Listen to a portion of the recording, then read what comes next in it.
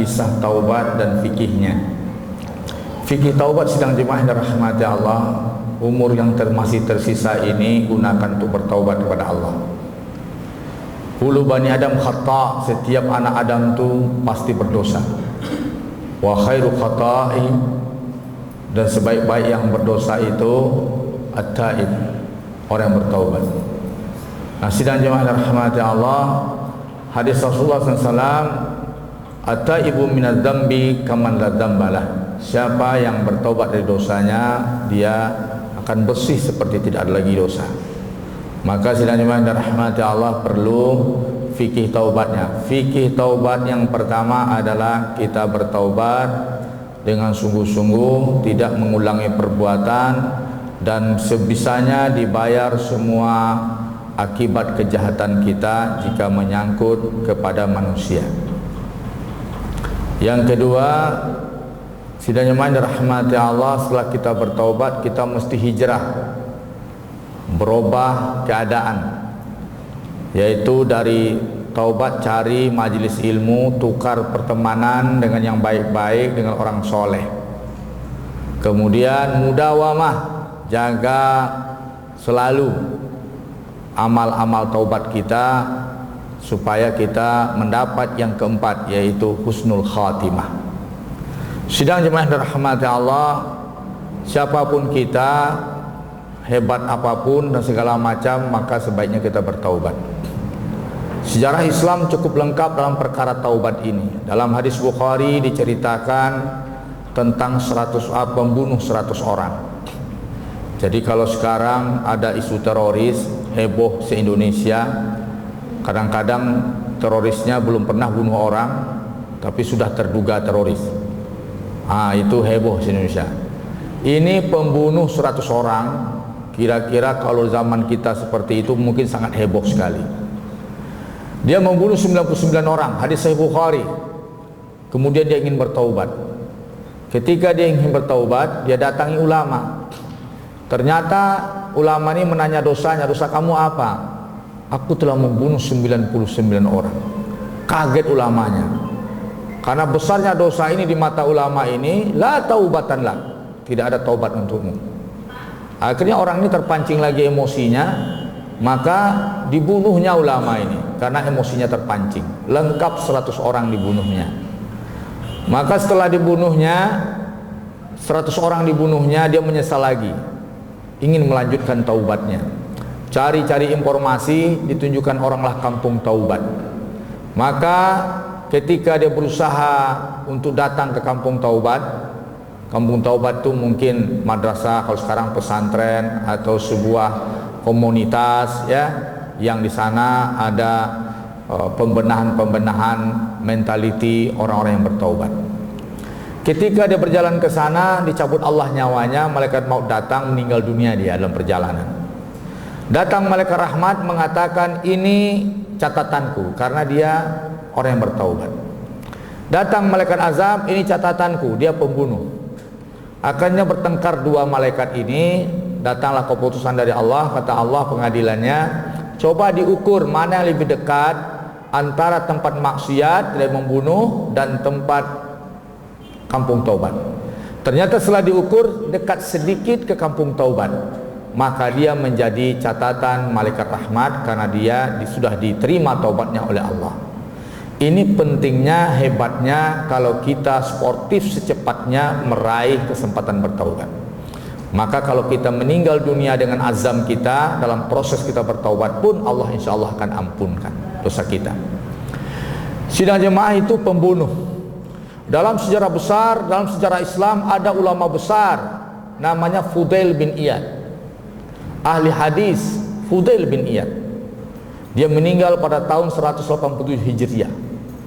Dia juga guru dari ulama-ulama besar, ulama hadis Ibnu Mubarak.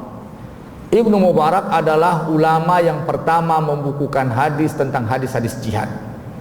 Termasuk sejarah pembukuan hadis yang pertama Ibnu Mubarak. Ibnu Mubarak itu murid dari Fudail bin Iyad. Kemudian juga muridnya Imam Syafi'i. Kemudian sedang jemaah dirahmati Allah, Fudail bin Iyad ini awalnya dia seorang perampok besar. Dia perampok. Seluruh dunia Islam tahu tentang dia. Sampai Khalifah Harun al-Rasyid membuat suatu gerakan untuk menangkapnya. Kenapa? Di mana-mana meresahkan. Orang sangat takut sama dia. Melewati lokasi yang ditongkrongi oleh Fudail bin Iyad. Kenapa? Karena tidak ada rumah orang kaya yang terjangkau di lokasinya itu melainkan dirampoknya. Itu Fudail bin Iyad. Sidang jemaah yang dirahmati Allah, suatu hari dia mendengar ayat Allah dibaca, yaitu dia mau merampok. Ketika itu riwayat lain mengatakan dia ingin mengunjungi kekasihnya. Ternyata di dalam rumah itu ada seorang yang membaca ayat. Ayat yang dibacakan, alam yakni lillazina amanu an takhsa'a qulubuhum li dzikrillah. Apakah tidak cukup tenang hati orang beriman? Hati orang beriman tunduk hatinya dengan zikir kepada Allah. Dibacakan ayat itu selalu, diteruskan, maka menetes air matanya. Akhirnya Fudail bin Iyad ini tersentuh dengan bacaan Quran itu, dan dia mulai menyadari dirinya. Dalam perjalanan dari tempat dia akan beraksi tidak jadi itu, di dalam hatinya gundah gulana mendengar ayat Allah tentang dirinya, kemudian ayat yang menegurnya. Ada 3 orang dalam tengah gelap sedang berbincang-bincang. Kita berangkat sekarang. Tidak. Kenapa? Karena nanti Fudail akan merampok kita. Maka semakin sadar dia akan dirinya, betapa umat Islam sangat menakutinya. Kemudian dia pergilah menyendiri ke reruntuhan bangunan. Dia berhari-hari di situ. Terdengar ketika itu orang berbincang juga di sebelah rumah itu. Di tengah malam, ayo kita ke masjid untuk sholat malam, ibadah malam. Kata orang, tunggu saja subuh datang. Nanti Fudail berbuat jahat pada kita di jalan. Semakin malulah Fudail pada dirinya. Dia beranggap, ternyata aku telah membuat umat Islam tidak nyaman ke masjid. Aku telah membuat umat Islam terhalang beribadah. Maka akhirnya dia bertaubat pada Allah Subhanahu wa taala, dan dia berguru kepada ulama-ulama besar, dan akhirnya Fudail bin Iyad, mantan perampok besar di dunia Islam, yang mana Harun al-Rasyid akan menangkapnya, tapi Allah telah mendahului dengan taubatnya. Tidak jadi Fudail ditangkap. Kemudian sedang jemaah rahmati Allah, dia menjadi ulama besar dalam Islam.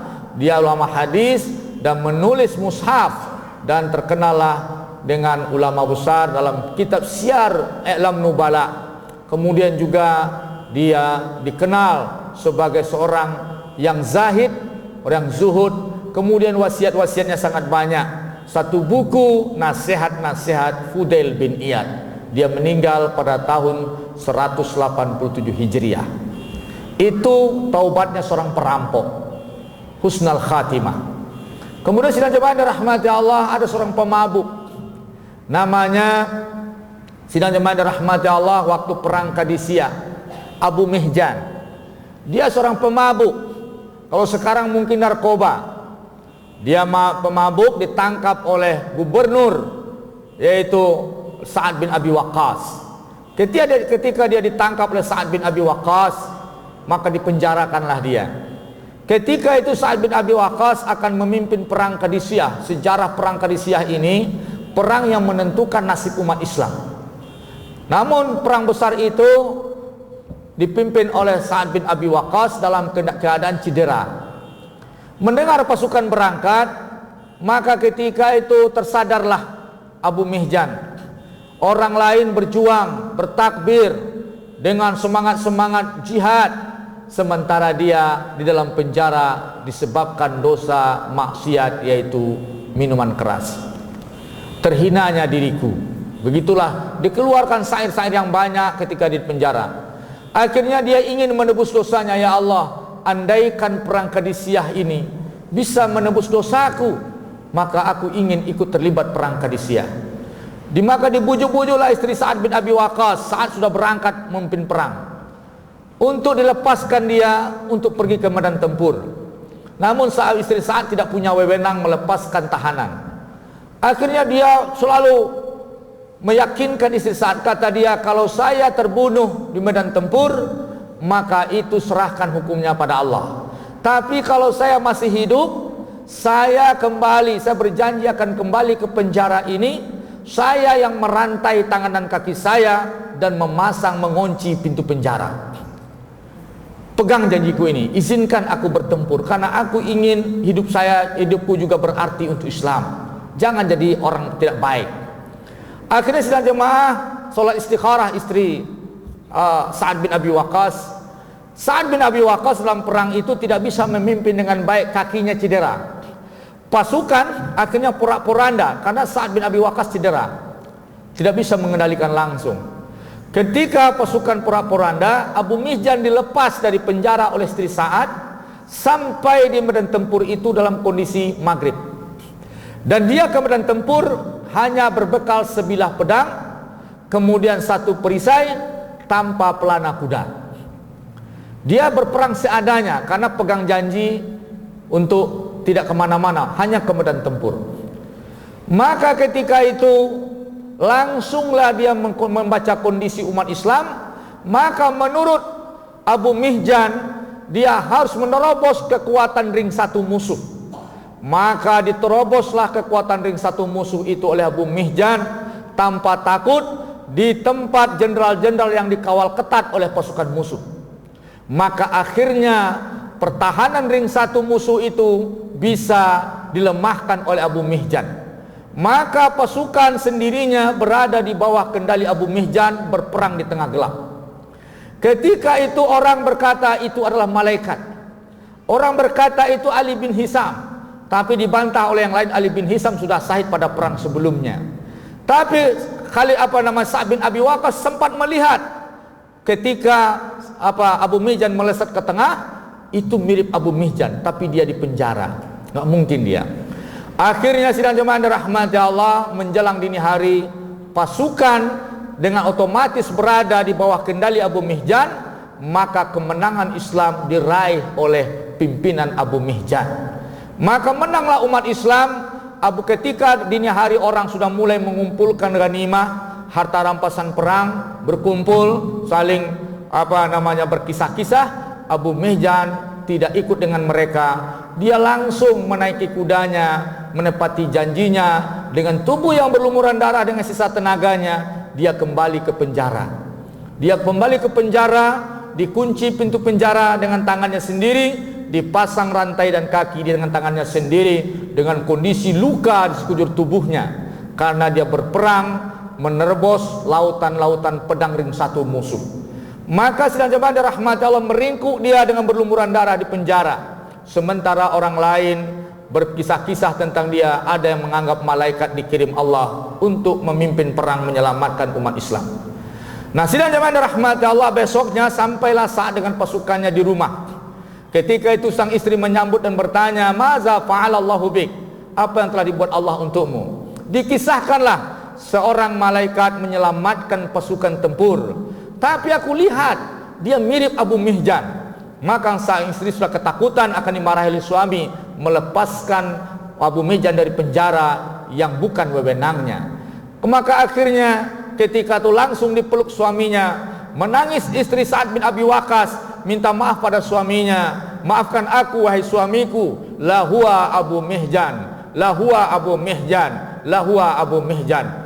Maka mendengar itu diceritakan tentang Abu Mihjan yang merengek-rengek akan dilepaskan ke medan tempur, berjanji kalau dia masih hidup dan dia kembali untuk masuk ke penjara dengan memasang rantai dan kakinya. Maka ketika itu sedang jemaah dirahmati Allah, kata Sa'ad, "Mana Abu Mihjan?" Dia sudah di penjara, dalam penjara, berlumuran darah. Kami hanya wanita, tidak mungkin mengobatinya.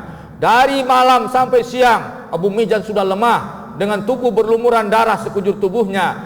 Maka langsung berlarilah Sa'ad bin Abi Waqqas ke penjara. Dibuka pintu penjara, dipeluk tubuh sang pahlawan, seorang pemabuk itu yang telah menyelamatkan nasib umat Islam sedunia. Perang Qadisiyah itu perang kunci setelah zaman Umar bin Khattab. Perang kunci sidang jemaah yang menyelamatkan umat Islam sedunia. Ternyata pahlawannya adalah Abu Mihjan, seorang pemabuk. Kemudian dikatakan oleh Sa'ad pada Abu Mihjan, wahai Abu Mihjan, maafkan aku berjanji di hadapan Allah, mulai sekarang aku tidak akan pernah lagi memenjarakan engkau. Maka dengan menggigil dipelukan Sa'ad bin Abi Waqqas, Abu Mihjan berkata, wahai Sa'ad, pegang janjiku, sesungguhnya setelah semenjak ini aku tidak akan pernah mabuk lagi.